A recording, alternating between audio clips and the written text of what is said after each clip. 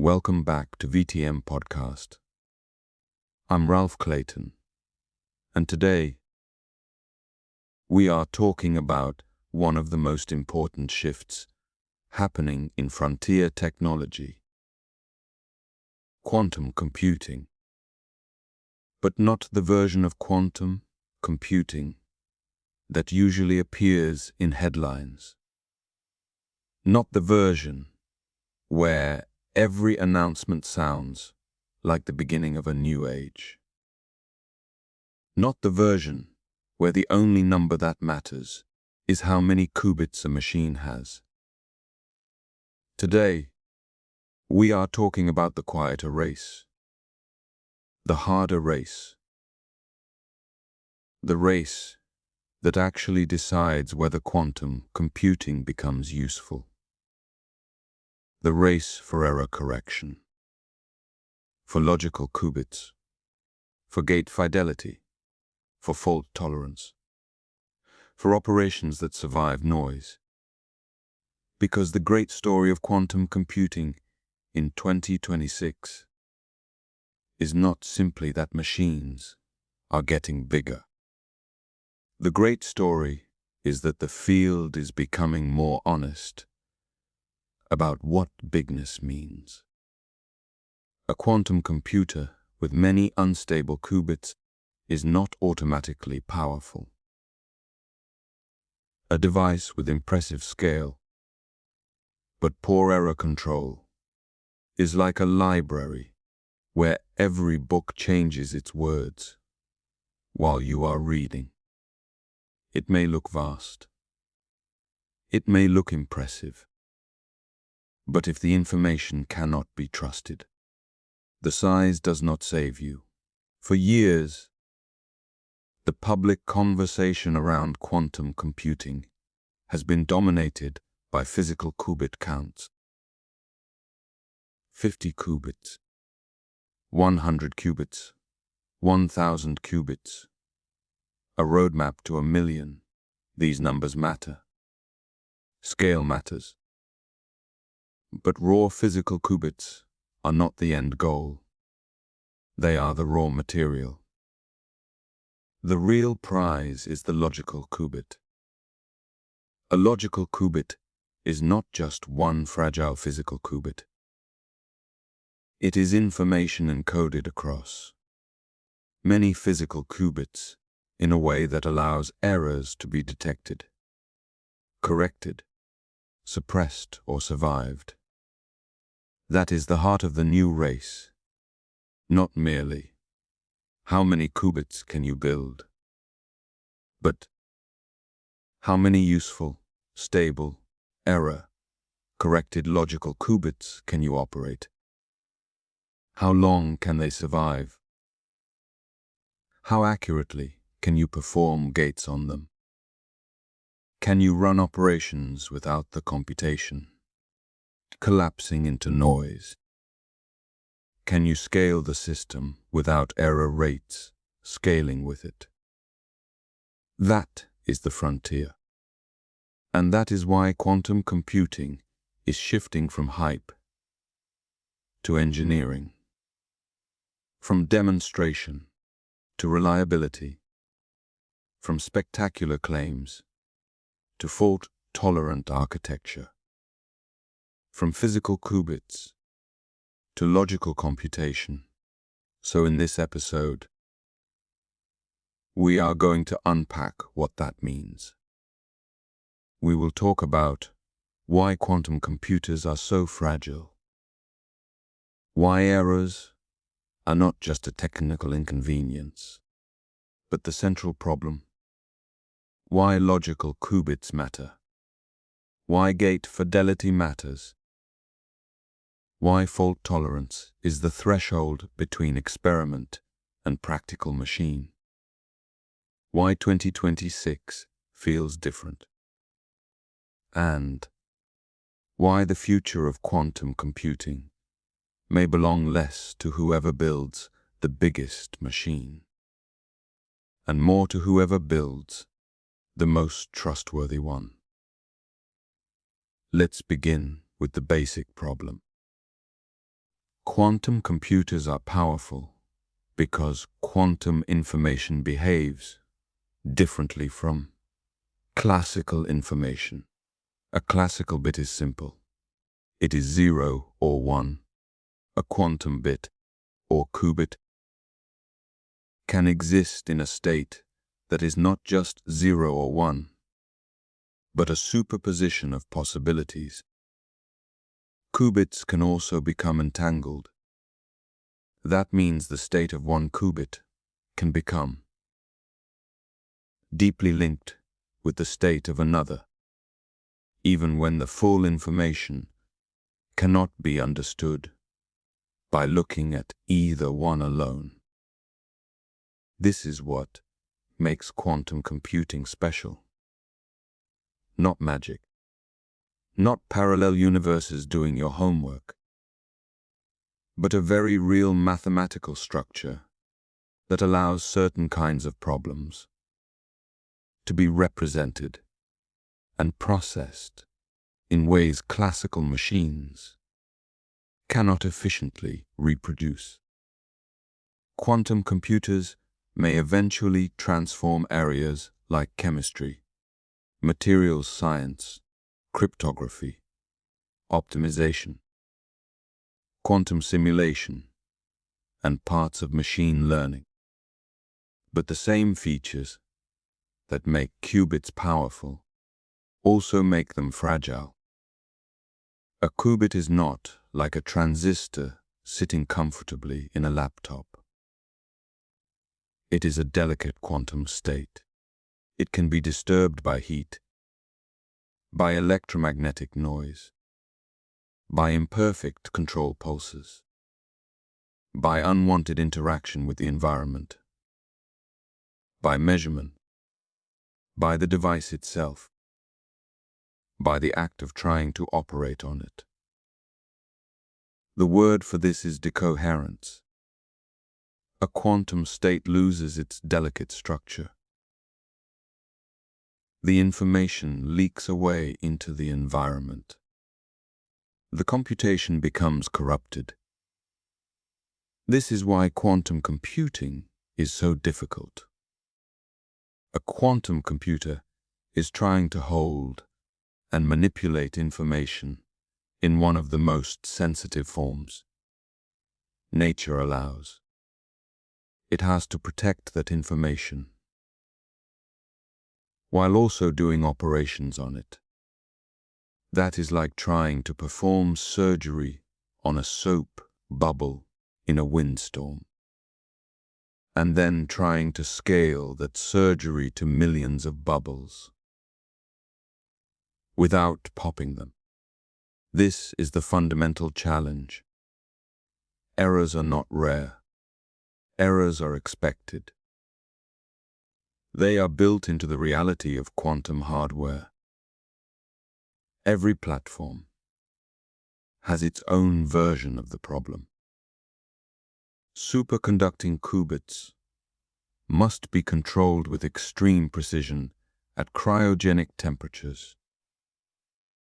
Trapped ions offer long coherence and high-quality operations, but scaling and speed are major engineering challenges.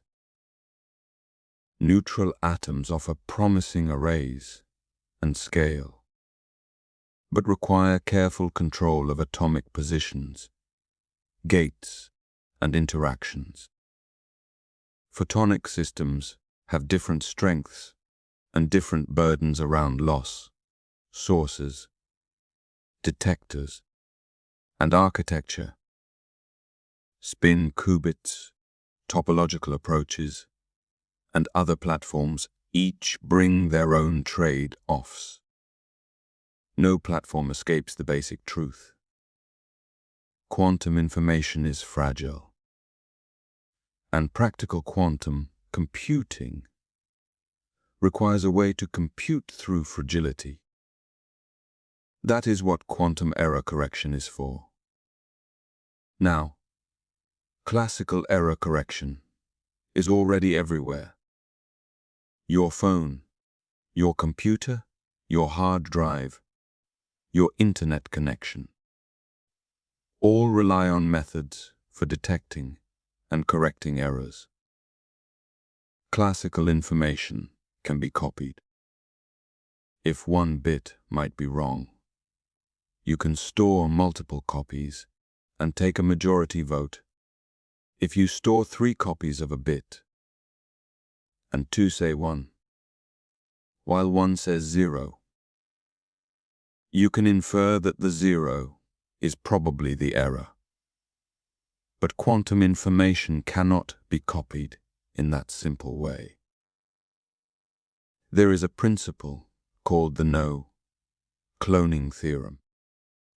It tells us that an unknown quantum state cannot be perfectly copied. So quantum error correction cannot simply make backup copies of a qubit. It has to do something stranger. It spreads quantum information across many physical qubits. It uses patterns of entanglement. It measures certain collective properties of the system, called syndromes, without directly measuring and destroying the encoded quantum information itself. It tries to learn what kind of error occurred without learning the value of the quantum state. That is the delicate trick. You want to know where the damage is without opening the box and destroying what is inside. This is why logical qubits are so important. A logical qubit is a protected unit of quantum information. It is made from physical qubits, but it behaves like a more reliable qubit. The goal is not perfection in the physical hardware. The goal is to make a logical layer where errors become manageable. That is the same kind of leap that made modern classical computing possible. Physical devices are imperfect. Transistors fail. Memory cells flip. Signals degrade. But error correction, redundancy, standards, and architecture make reliable computation possible on top of imperfect parts. Quantum computing needs its version of that. And in 2026, that is where the serious attention is moving. The headline is no longer only, "We built more qubits." The headline is, "We performed better logical operations. We suppressed logical errors. We demonstrated fault-tolerant gates. We improved code distance. We reduced overhead. We made a protected qubit live longer than its parts. We showed that error correction is not only theoretical." That is the shift, and it matters more than almost anything else in the field. Because without error correction, quantum computers remain limited. They can still be scientifically fascinating. They can still demonstrate quantum behavior. They can still run experiments. They can still explore near-term algorithms and quantum simulation. But the large-scale promise, breaking certain cryptographic systems, simulating complex molecules with real industrial value, designing new materials beyond classical reach, running deep quantum algorithms. That future requires fault tolerance. It requires logical qubits that can survive long computations.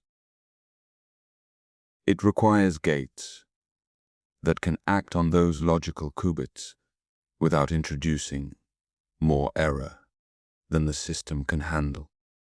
It requires architecture. It requires engineering discipline.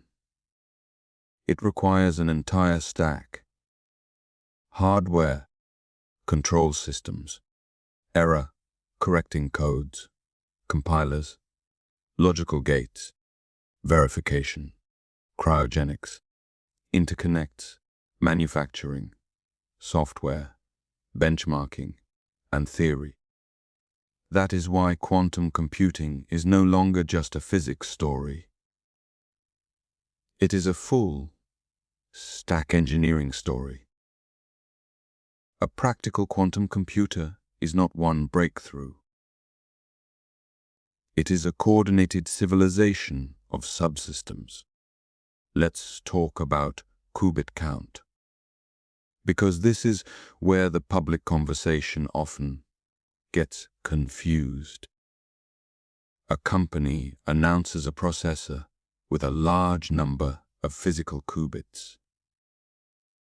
The headline sounds dramatic, and sometimes it is. Building many qubits is hard.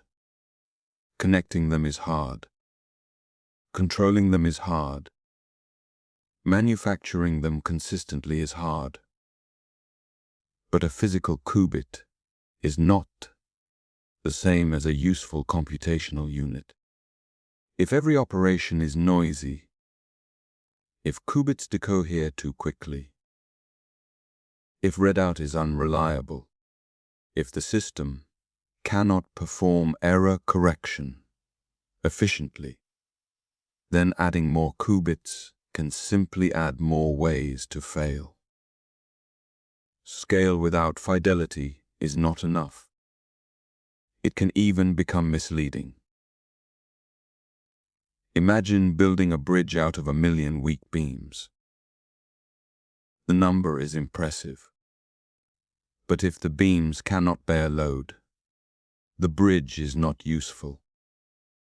Now imagine building fewer beams, but each one has known strength, reliable connections, and a design that distributes stress safely. That is engineering. Quantum computing is entering that phase. It is not abandoning scale. It is redefining useful scale. The useful question is not merely, how many qubits are there? It is, what are the error rates? How connected are they? How fast are gates? How accurate is measurement? Can the device run repeated rounds of error correction? Does the logical error rate improve as the code gets larger? Can logical gates be performed fault tolerantly? What is the overhead? How many physical qubits are needed for each logical qubit? How many logical qubits are needed for a real application? How long would the computation take? And how many errors can the system survive?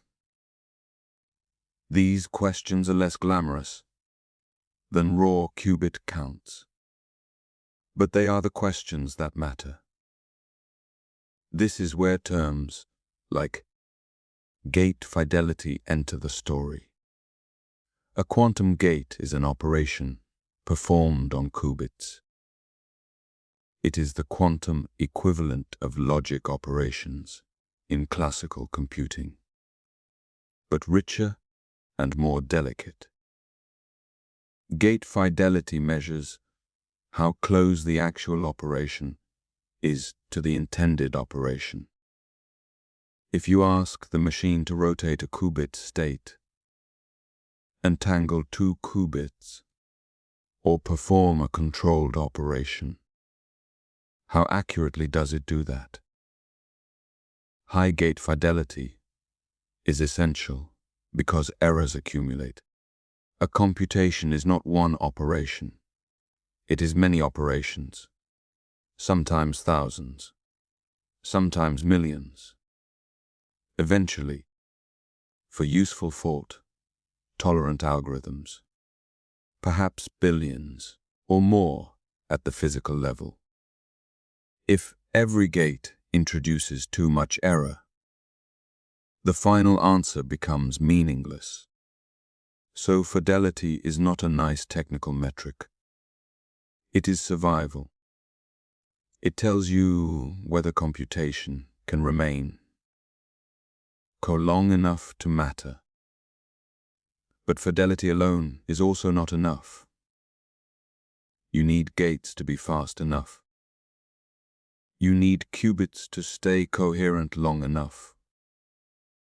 You need measurement to be accurate. You need crosstalk to be controlled. You need the system to behave consistently over time. You need error correction to work not in a single clean demonstration, but repeatedly. Round after round, cycle after cycle. That is why the phrase fault tolerance matters. Fault tolerance means the system can continue operating correctly, even when some components fail or errors occur. In quantum computing, fault tolerance means errors do not simply destroy the computation. They are detected, corrected, contained, or prevented from spreading uncontrollably. This is especially important because quantum gates can propagate errors. A small error in one place can become a larger error after entangling operations.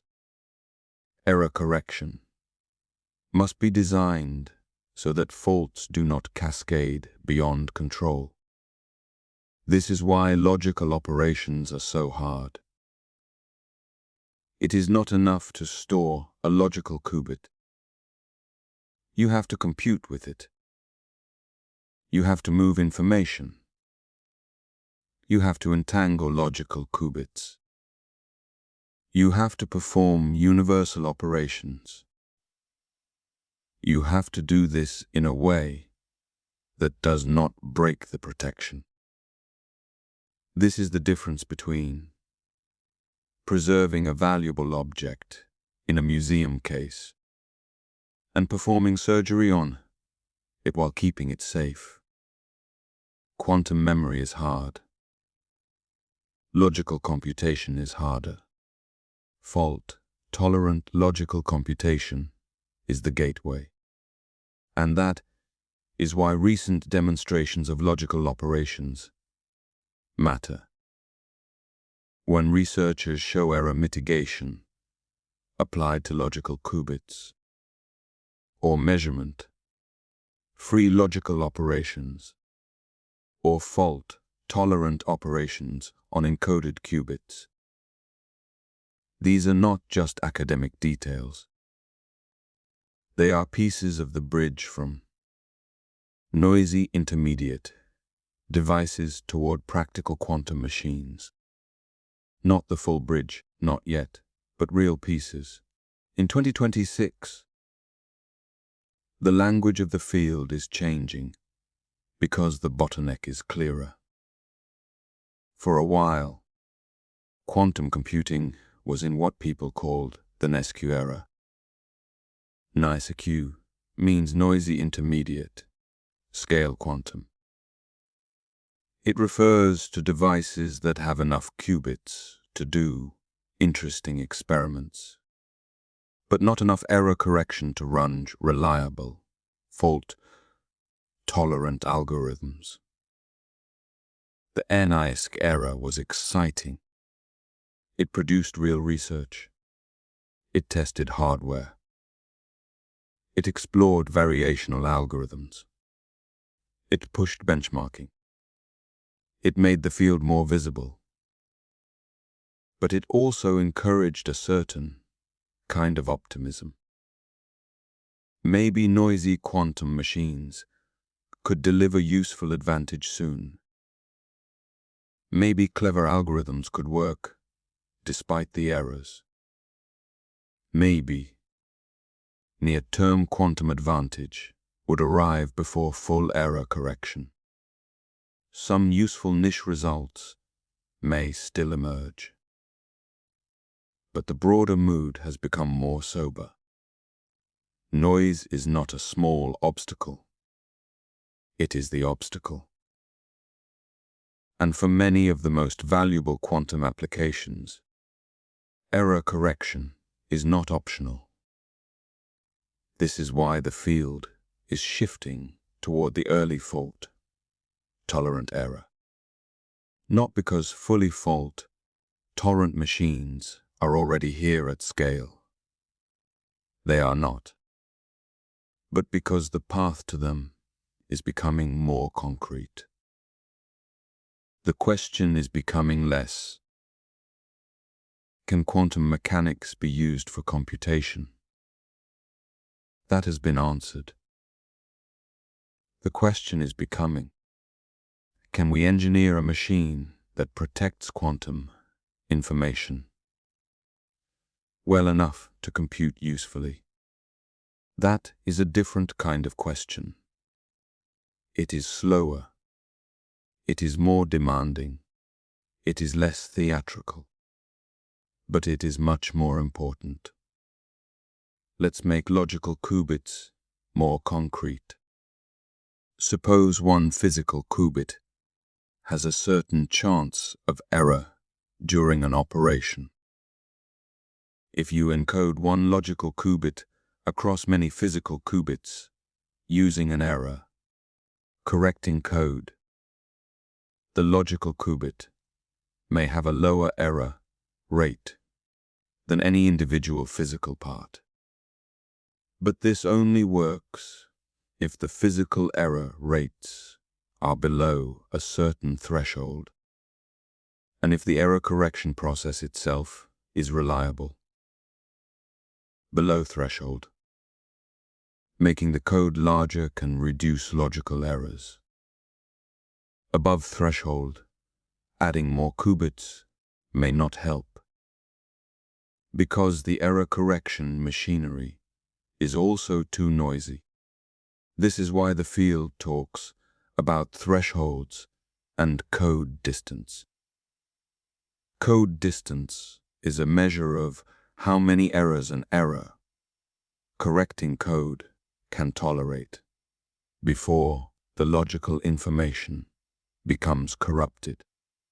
Larger code distance generally means stronger protection, but also more physical qubits and more operations. So again, there is a trade-off. The dream is to increase code distance and see logical error rates fall.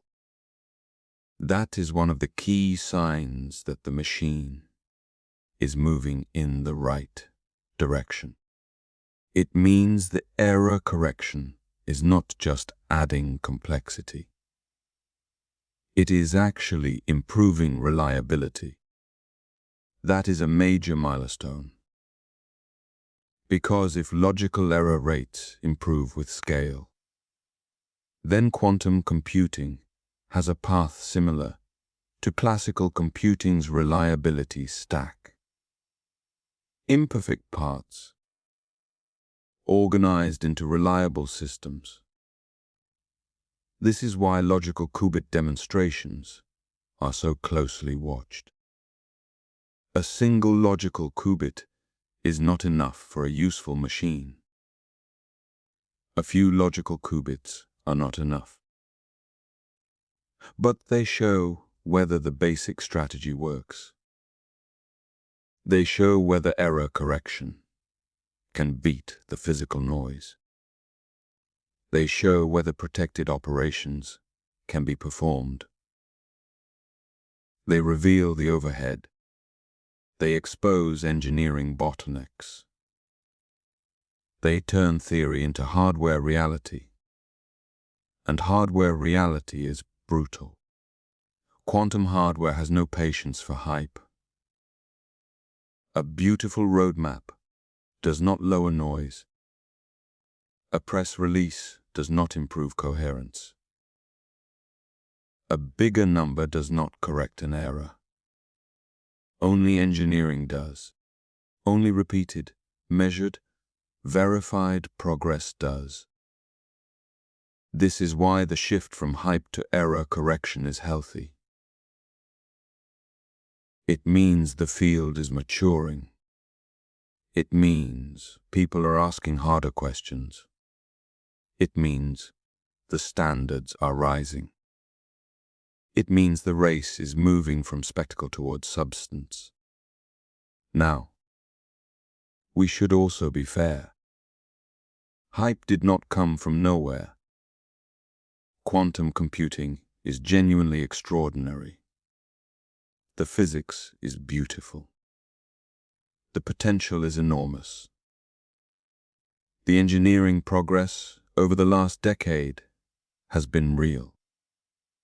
The field has attracted brilliant scientists, major funding, national programs, startups, cloud platforms, and industrial research. There is a reason people are excited. But excitement and expectation are different. Excitement says, this may change the future. Expectation says, this will change everything tomorrow.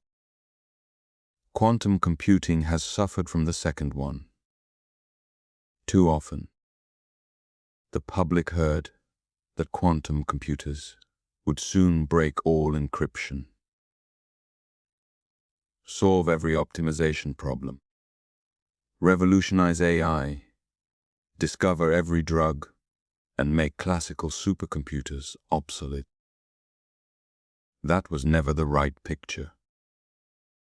Quantum computers are not faster at everything. They are not replacements for classical computers. They are specialized machines for certain problem structures. Their power depends on algorithms. Their usefulness depends on error correction. Their advantage depends on matching the hardware to problems, where quantum mechanics gives a real computational edge. Even in the long term, most computing will remain classical. Quantum processors will likely operate as accelerators for specific workloads, connected to classical systems. The future is not quantum instead of classical.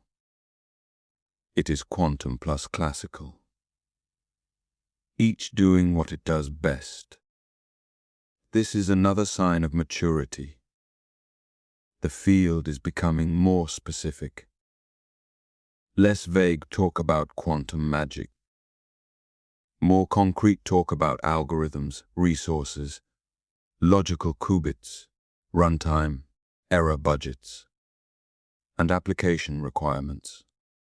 For example, to factor large numbers using Shor's algorithm at cryptographically relevant sizes, you need enormous fault-tolerant resources. Not just a few impressive qubits, not a noisy device. You need many logical qubits, many gates, and very low logical error rates. For quantum chemistry, the story is similar. The promise is real because molecules are quantum systems.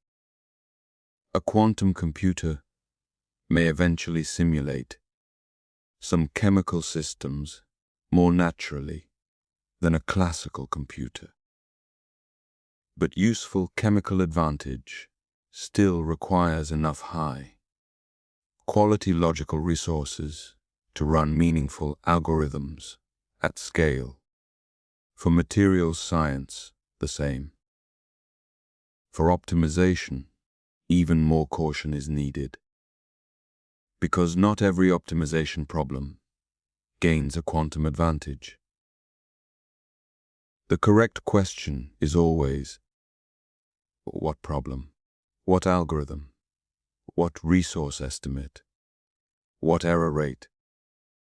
What comparison against classical methods? What practical value? This is why error correction changes the conversation. It forces specificity. And specificity is the enemy of hype. Now, let's talk about platforms. Because the path to fault tolerance is not the same for every type of quantum computer. Superconducting qubits have been one of the most visible platforms. They are built from circuits cooled to extremely low temperatures. They can be fabricated using techniques related to the semiconductor industry. They can perform fast gates. They have strong ecosystem momentum, but they face challenges around coherence, crosstalk, wiring, cryogenics, and scaling. Trapped ions use charged atoms suspended and controlled with electromagnetic fields and lasers. They can have excellent coherence and high fidelity operations. They are naturally identical qubits because atoms of the same species are identical. But speed, scaling, ion transport, optical control, and system architecture are major engineering concerns. Neutral atoms use uncharged atoms held in arrays by laser light. They are attractive because large arrays can be assembled and interactions can be controlled through excited states. They have promising scale and flexibility, but high fidelity gates, atom loss, control precision, and full error corrected architecture remain major challenges. Photonic quantum computing uses particles of light. Photons are good for communication and do not decohere in the same way matter qubits do. But loss, efficient sources, detectors, and scalable entangling operations are difficult. Spin qubits in silicon and other solid state systems may benefit from semiconductor manufacturing pathways. But uniformity, control connectivity, and error rates are still hard. Topological approaches seek to encode quantum information in ways that are intrinsically more protected from local noise.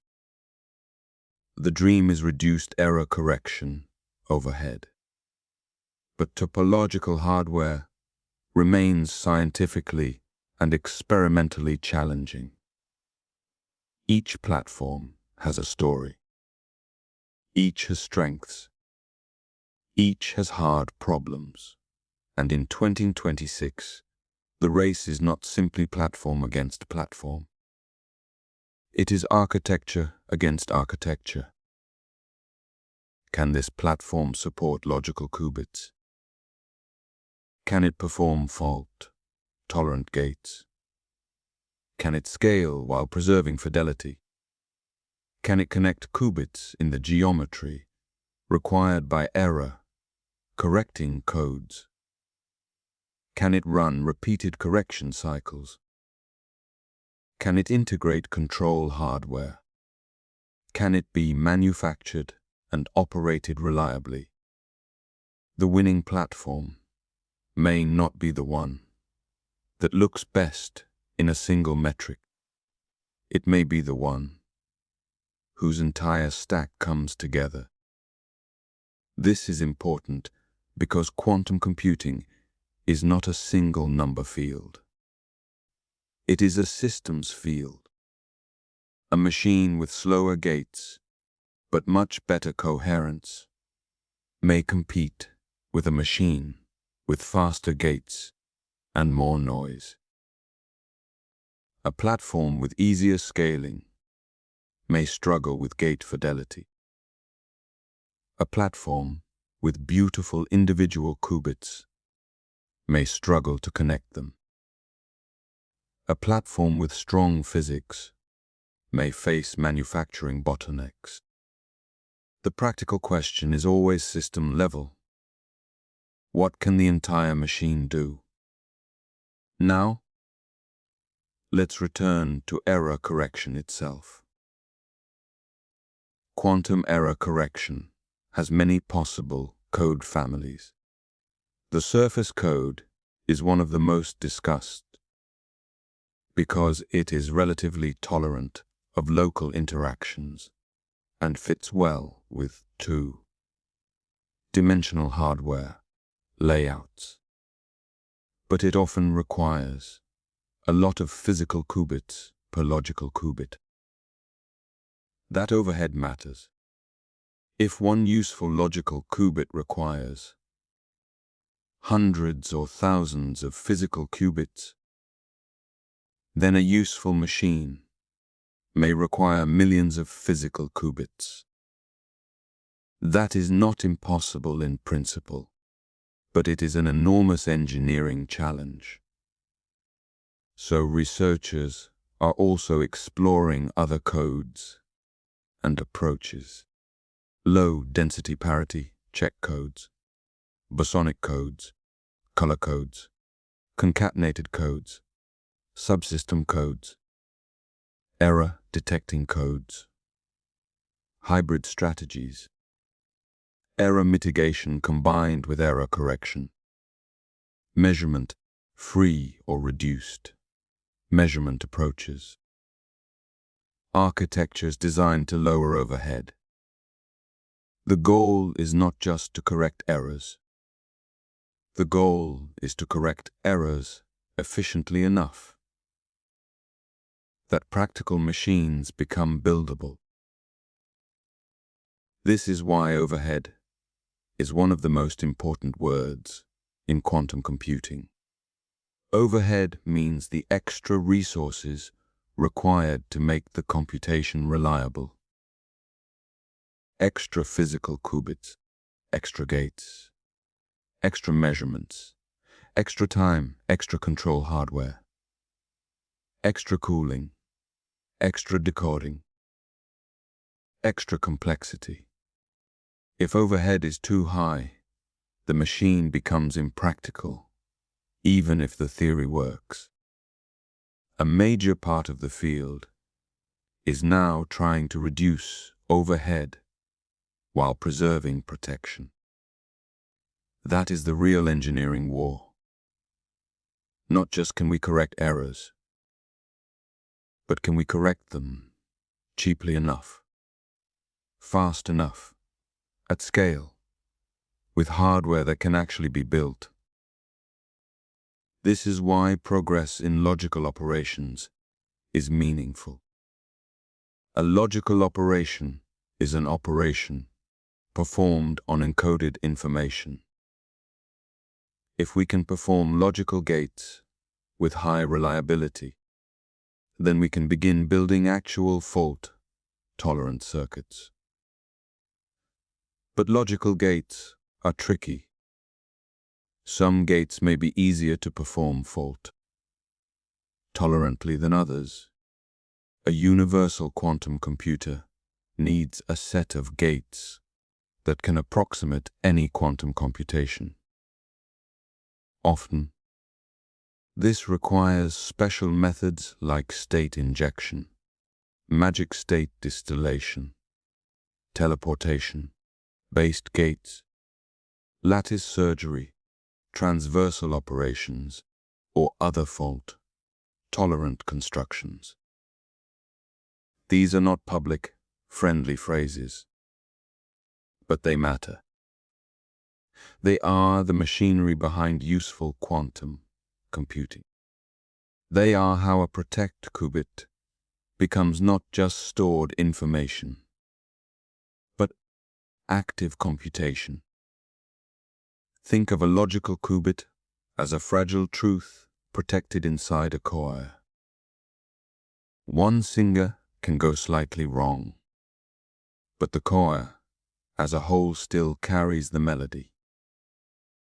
A physical error is a wrong note. Error correction listens to the choir without destroying the song. A logical gate changes the melody, but must do it without letting the choir fall apart. That is the art, and the science, and the engineering. Now, why should ordinary listeners care? Because quantum computing is one of those technologies whose impact may be delayed, then sudden. For years, it can look like laboratory progress, small steps, specialized papers, hardware roadmaps, strange vocabulary. Then one day, a threshold is crossed. Not necessarily a dramatic public threshold, but an engineering threshold. Logical error rates become low enough. Logical qubit counts become high enough. Operations become reliable enough. A useful application becomes realistic. And then the field changes. Maybe the first major use is in chemistry. Maybe in materials. Maybe in cryptanalysis. Maybe in optimization for a narrow industrial problem. Maybe in quantum simulation for physics itself. Maybe something less glamorous, but economically valuable. The first practical quantum advantage may not look like science fiction. It may look like a chemical calculation, a catalyst, a battery material, a logistics subroutine, a better simulation of a molecule, a specialized workload running in a cloud system. That is often how technological revolutions arrive. Not as thunder, as infrastructure. But before any of that happens, error correction must work. This is why 2026 is important. Not because practical universal quantum computers have already arrived. They have not. But because the conversation is moving toward the necessary foundation. The field is asking, can we build logical qubits that improve when we add physical resources? Can we demonstrate operations on those logical qubits? Can we combine error correction and error mitigation? Can we reduce the need for difficult mid-circuit measurement? Can we perform robust gates in ways that resist noise? Can we create architectures that scale? Can we move from isolated demonstrations to repeatable systems? These questions sound technical, but they define the future. Now, let's talk about quantum error mitigation. Error mitigation is not the same as error correction. Error correction actively detects and corrects errors during computation using encoded information. Error mitigation tries to reduce the effect of errors after or around the computation, often through clever statistical methods.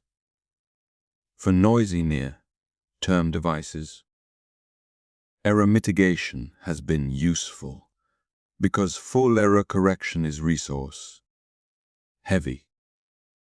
But now researchers are also exploring how mitigation can work with logical qubits.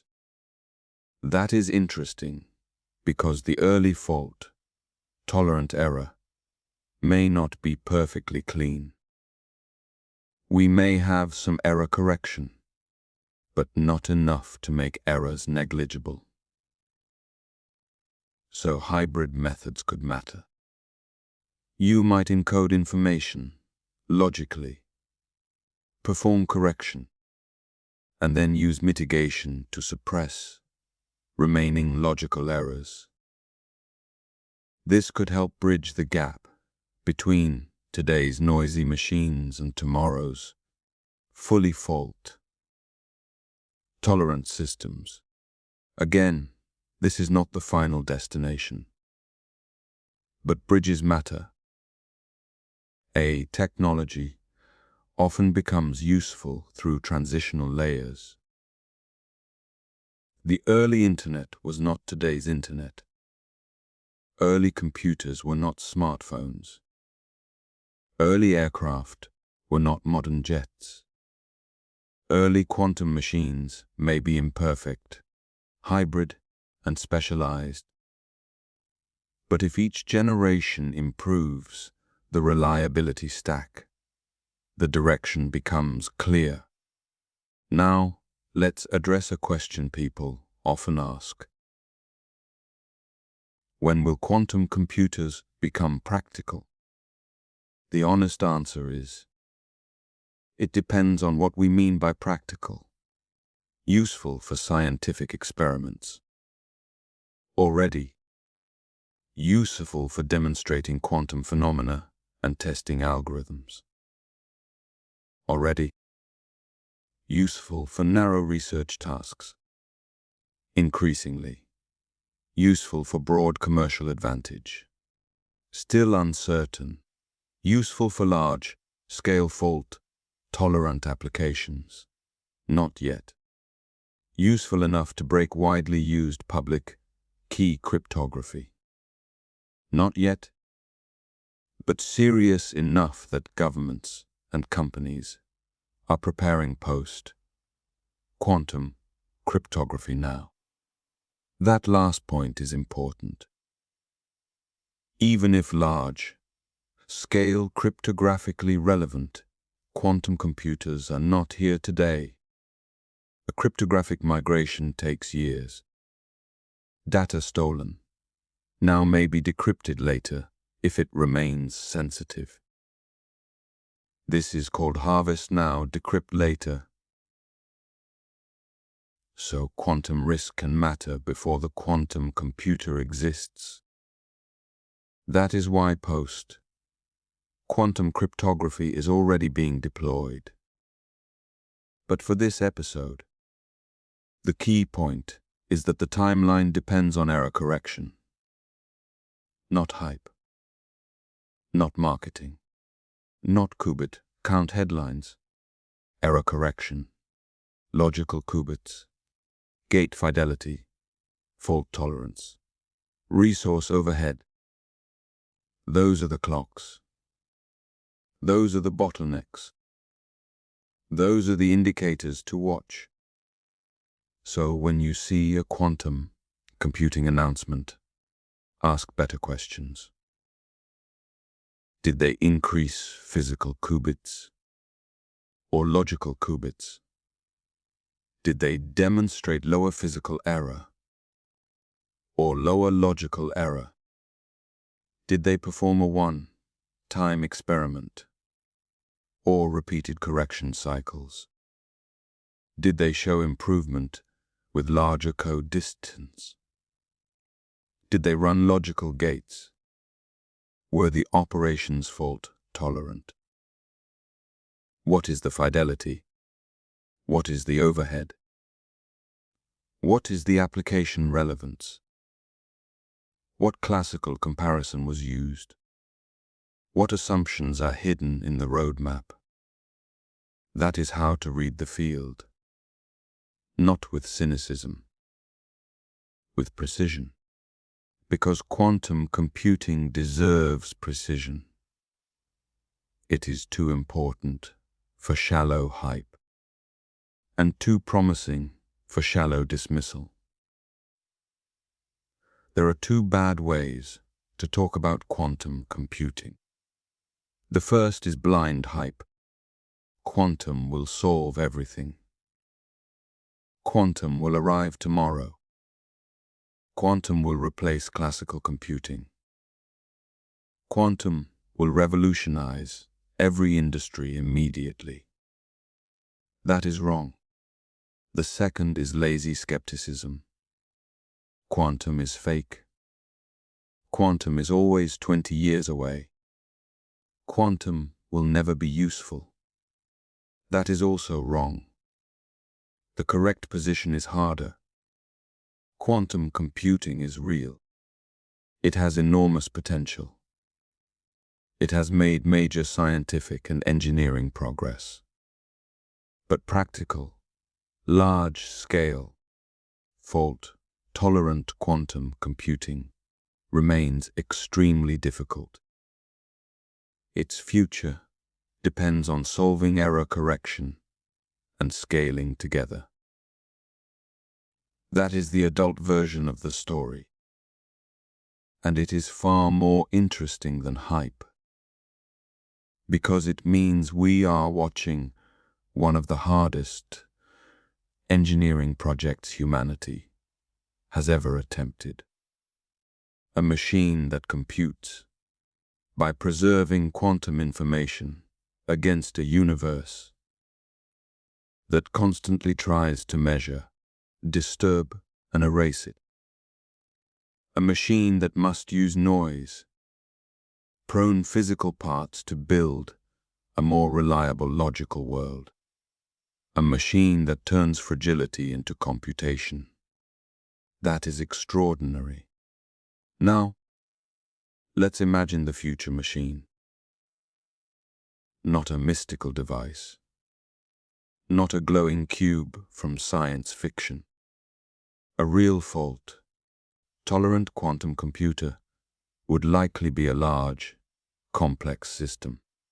Cryogenic infrastructure or optical systems. Control electronics. Calibration pipelines. Classical processors running decoders. Quantum chips or traps or atom arrays. Layers of software translating algorithms into logical circuits. Error. Correcting codes, constantly monitoring syndromes. Classical systems interpreting those syndromes in real time. Schedulers organizing operations. Compilers minimizing error. Verification tools checking outputs. Cloud access perhaps hiding the complexity from users. To the user, it may look like sending a job to a specialized accelerator. To the machine, it is a symphony of delicate control. A quantum computer is not just quantum hardware. It is quantum hardware married to classical computation. That is another underappreciated point. Error correction requires classical processing. The machine must measure error syndromes, decode them, decide what corrections are needed, and update the computation. So the future of quantum computing depends partly on very classical things. Fast electronics, good software, thermal engineering, signal integrity, manufacturing quality, data pipelines, control theory, systems engineering. This is why the glamour of quantum physics must meet the discipline of engineering. The physicist discovers what is possible. The engineer makes it repeatable. The system architect makes it scalable. The software layer makes it usable. The error correction layer makes it trustworthy. All of them matter. Now, if this sounds difficult, it is. But difficulty is not impossibility. Aviation was difficult. Spaceflight was difficult. Semiconductor manufacturing is almost absurdly difficult. The global internet is difficult. Modern vaccines are difficult. Fusion is difficult. Large particle colliders are difficult. Human civilization repeatedly builds things that sound impossible before they become infrastructure. The question is not whether quantum computing is hard. It is whether the hard problems are yielding to steady progress. And the evidence suggests that they are. Slowly, unevenly, with setbacks, but genuinely. Gate fidelities improve. Coherence improves. Control systems improve. Error correction demonstrations improve. Logical operations become more sophisticated. Architectures become more explicit. Resource estimates become more realistic. The field learns which claims were too optimistic. It narrows toward what must be built. That is progress. Progress does not always look like a miracle. Sometimes it looks like fewer illusions. That may be exactly what quantum computing needs now. Less theta. More thresholds. Less qubit, count obsession. More logical performance. Less vague revolution language. More error budgets. Less tomorrow. More architecture. And maybe that is the real meaning of this 2026 shift. Quantum computing is growing up. It is moving from the era of proving that quantum devices can do something astonishing toward the era of proving that quantum devices can do something reliable. Astonishment is not enough. Reliability is the gateway to usefulness.